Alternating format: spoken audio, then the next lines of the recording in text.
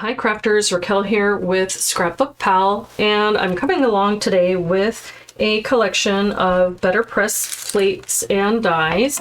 This is the Feathered Friends from Spellbinders, so I'm going to be working along with this today and sharing a card with you. So along with that, I'm going to also be playing around with some ink from Lisa Horton. I've not played with this yet, but this is a dye pigment ink, and it's called Interference, and it's for a reason. You should be able to have some shimmer with this, and also have, as you see here, displayed two different colors. There's some reactivity with this ink, so I'm really interested in that. And then I'm also going to be using some inks from Pinkfresh Studio. This happens to be the collection called Wild Truffles. I thought it would play nicely with both this metallic and also the colors of the little hens and all of that.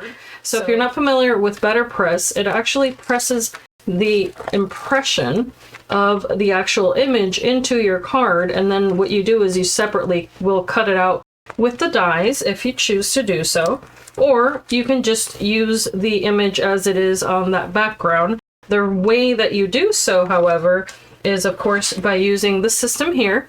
And there you see the name on top. So I'm going to show you how it's done. It's super easy. You place your die here. This is a magnetic plate. I'm actually going to flip it over so you get to see this little well here. So this will allow you to pick this up. You can use the little shims in the background if you need to. I just keep them in there. But depending on the type of paper that you're using, if the paper is a little bit thicker, you may want to remove one or two. It depends on how you're working with it, because you may want to go ahead and feed an entire card through. It really depends on what you're doing there. But as you can see, there's measurements on here, which is really great, and that grid coincides with the top, which you need, because this is then going to press the paper onto the plate. And this has a little bit of a give there on purpose. The magnets are so that it doesn't have any shifting, because you can't have that if you want a clear image. And all you do is use this handle to feed it through your Spellbinders machine. So I'm going to set that aside a moment. I'm going to get everything prepared and I'll be right back. Okay, from that collection, what I'm going to do is use the rooster image and also the sentiment that says, "Wishing you a beautiful day." I've placed it here on this magnetic plate. And I also have the piece of card that I'm going to be using. This is 300 GSM Ivory card, and it's smooth.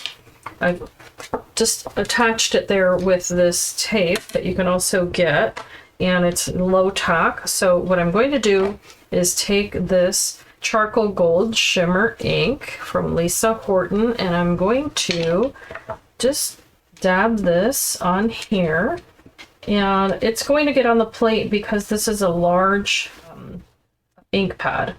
However, I'm not too worried because I'm going to be die cutting this out. We're going to see what results we get with this. I'm going to try to make sure that I get all of the little details, and I'm not pressing very hard at all. Okay, so I'm going to have to make sure that I move this back. I'm going to just use a stylus to push that.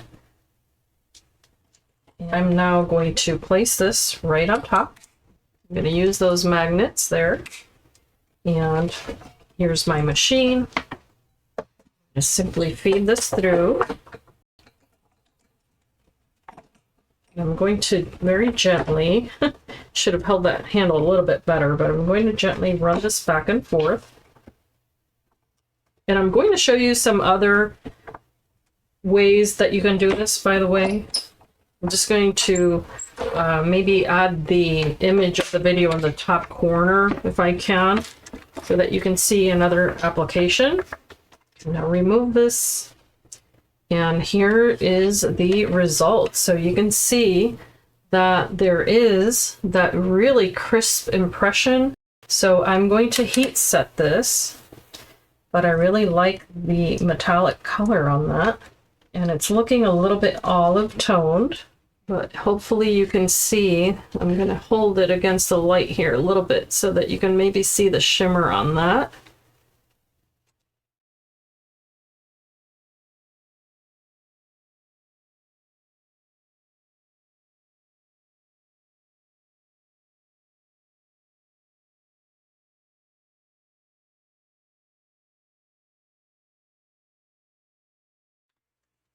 I now have my watercolor card here, and this is the A2 size card, and I'm going to go ahead and color this using a brush here. So I'm going to saturate my brush here, and you can see that there's that metallic kind of finish to that ink pad there.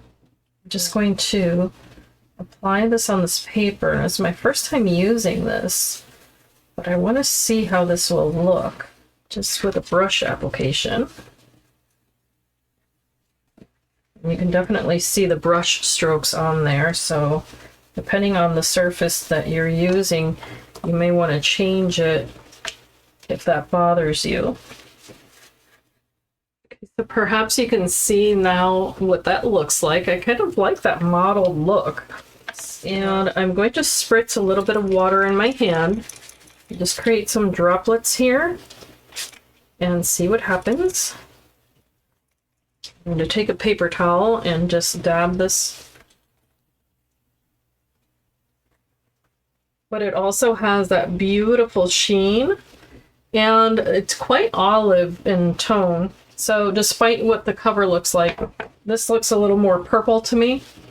This one's definitely more of an olive tone, and I really, really like that. How fun. Okay, let's put this card together. Okay, now that I have this nicely inked up, I'm going to actually run it through my machine using this embossing folder that's also from Spellbinders, and this. So here's the texture on that, and I thought this would be really nicely appropriate for this type of card, and I really do think that the texture on the paper helps that ink stand out even a little bit more. So here I have some other matting layers, and what I'm going to do is place this onto a top folding card that measures 4.5 by 6. So this is just black card. I'm going to place these matting layers first.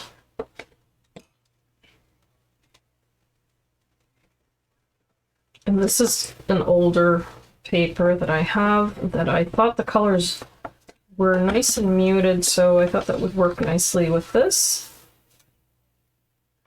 And then this one I want to place on top, but I also have some twine here that I'd like to use.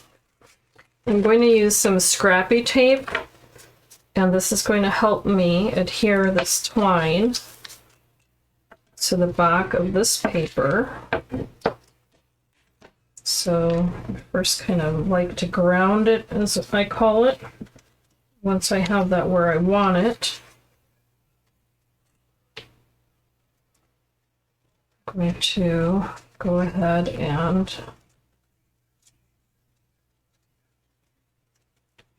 kind of overlap it a little bit.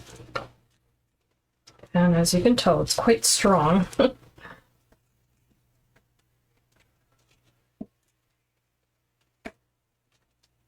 After cutting away any excess, I'll just go ahead and make sure that it's neatly covered on the back with as much adhesive as possible there. And then position the front as you want it, of course. You can kind of move this around a little bit there. I'm just trying to be careful to try to center this as best as I can.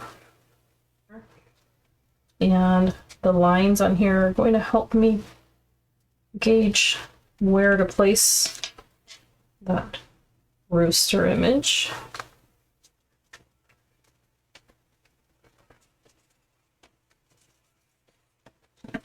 And then I am going to take another piece of twine here and just tie a little knot. I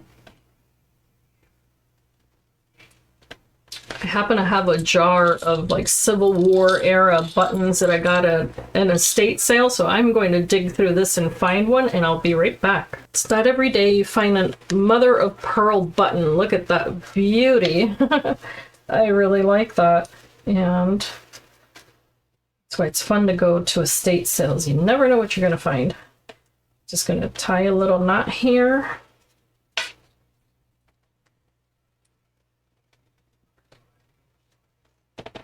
And it just gives that little something extra there.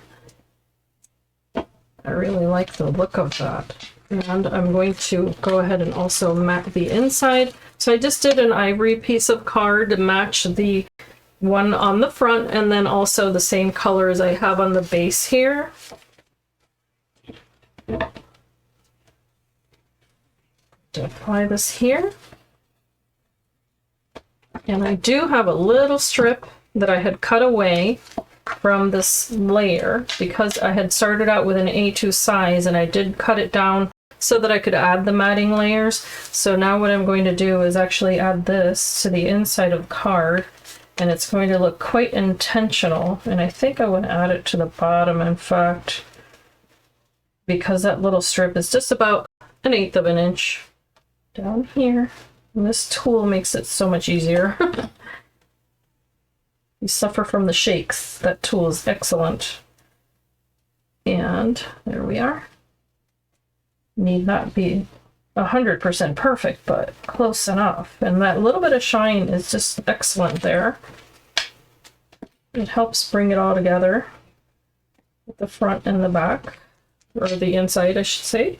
Oh my gosh, I love the shine on that. Even just that tiny little bit is excellent. Super happy with this. Now this little button's trying to dance, is what I would call it. So what I'm going to do is take just a couple of these foam squares, and so I'm just going to place a couple of these squares right behind that button so that it has a place to land and is not moving about freely.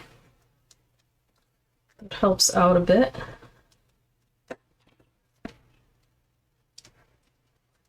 And it still keeps the dimension on the card. And then I can press on that. And now that button's a little more secure on that card, and I like that a bit more, I think. However, I do want to cut this down. There we go. Okay, I wanted to come along and just share a couple of little things with you today before I let you go. I know that I said I was going to show a little bit more, but I want to keep this tutorial nice and simple for you. So of course I'm absolutely thrilled with the results of this, especially knowing that you can do so many things with the BetterPress system. Like today we use some shimmer ink. However, you can go ahead and use the BetterPress inks if you like a more matted finish. They do have a variety of different inks, however. And if you want to, you can also use your Glimmer hot foil machine from Spellbinders. I'll be of course including all of that below. But if you like hot foiling, then you can use these same plates and get that more shiny effect, which is equally as elegant and beautiful. Another thing I was going to point out was that you can do something like this, which is that I use these inks from Pinkfresh Studio. They happen to be in Wild Truffles. And I went ahead and used it using 300 GSM card, and this was the result. I'm going to show you the initial result, which was that I used the darker, the medium, and the lighter inks for a bit of an ombre effect. So here I did light to dark, and that was a lot of fun. But I went ahead also and introduced a little bit of color. So I did take 3 crayons here from the Distress Watercolor pencils from Ranger.